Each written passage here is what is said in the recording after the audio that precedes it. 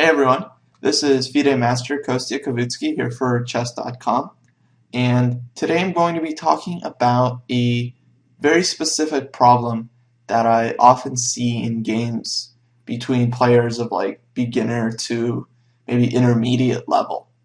And the problem I'm talking about is not knowing how to finish an attack. So I want everyone to take a look at the current position on the board and try to figure out what you would do here if you were playing white. Obviously the black king here is very exposed and without protection, and already white is attacking with two pieces, the queen and the knight.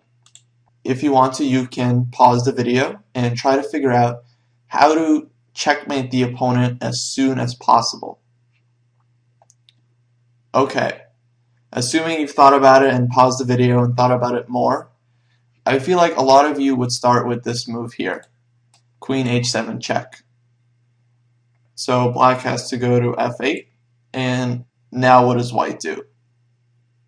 Well, if you give this check here, the black king is going to be out in the open, and you can continue checking him. And at some point or another, your attack will probably break through, and you'll be able to deliver checkmate. But this is definitely not the best way to do it in that position. What a lot of players miss when they're attacking is that not every move has to be a check. Sometimes it's a lot more powerful to restrict the king's options before you go in for the final kill. Let's say, for example, white started with this check, bringing the queen very close to the king, and now played this sort of quiet move, rook e1. The idea of this move is to cut the king's escape, right? Now the black king cannot get away from the attack via the e-file, and that makes him a lot more vulnerable. Now white is threatening queen h8 checkmate, and black has no good defense. So the lesson here is that when you're attacking, a lot of times it's good to try to figure out what your opponent is going to do in terms of defense. If you can see the way he's going to try to escape with his king, and you can stop that, then even though you're not giving a check, you're still increasing the danger of your attack by removing any escape path that the other player might have. Let's take a look at another example. In this position, white is definitely attacking, right? So I want you guys to pause the video and take a few minutes and try to calculate and figure out the best way for white to finish off the attack. Okay, so I think a lot of you probably saw that white can again give this check on h7 with the queen, this time supported by the bishop. Black king has to go to f8, and now we can give this check on h8. And black's only defense is to play knight g8. And now we have a really good move here. We can play bishop a3 check. And this bishop comes to the attack with really a devastating effect. Black has to play like rook e7, and then we can win this rook anytime we want. We can also play bishop h7 and win the knight. Black's king has to continue running while we win all of his pieces. So that would have been a great way to continue. But that wasn't the most efficient way to end the game, right? And this is the takeaway from today's lesson, right? You want to be as efficient as possible in your attack. You don't want to let your opponent survive or last for longer than is necessary. So the best way to finish the attack here was with another one of those quiet moves. So we start with queen h7 check because black was about to play g6 and block our bishop. King f8. And now instead of being hasty and giving this check on h8, we should start with bishop a3, pinning the knight and not allowing the knight to go back to g8 and block this check.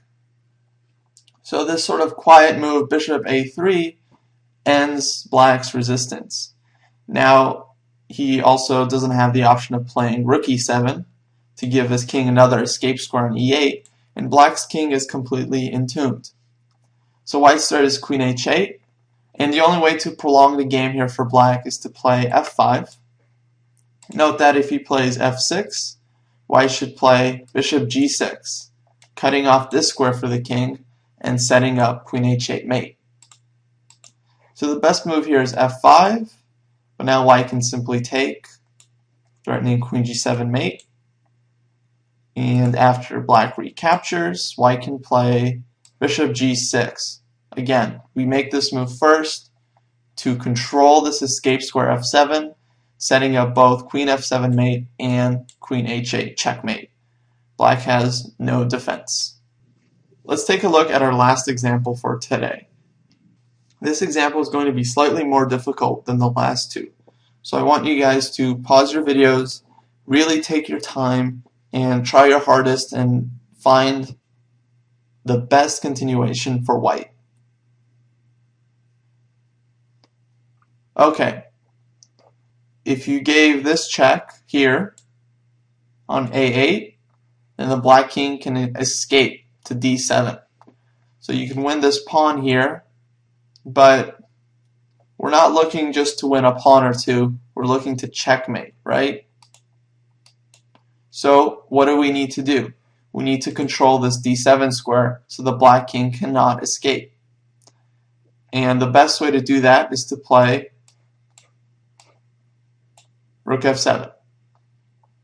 Controlling the square, threatening queen a8 checkmate, and even queen takes c7 checkmate. So black can block with his rook, but what does that do? That also blocks his king from escaping, so white would just play queen a8 mate.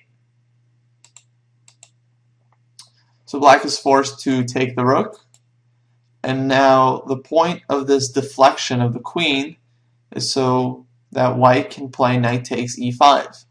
Now the knight is controlling this square. So now the knight is controlling the d7 square, and black is helpless to the threat of queen a8 checkmate.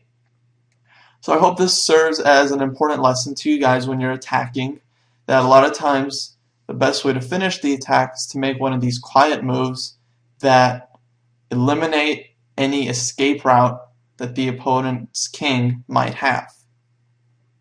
I think this will be a really useful tool in all of your games to think about, and I wish you the best of luck in your future attacks.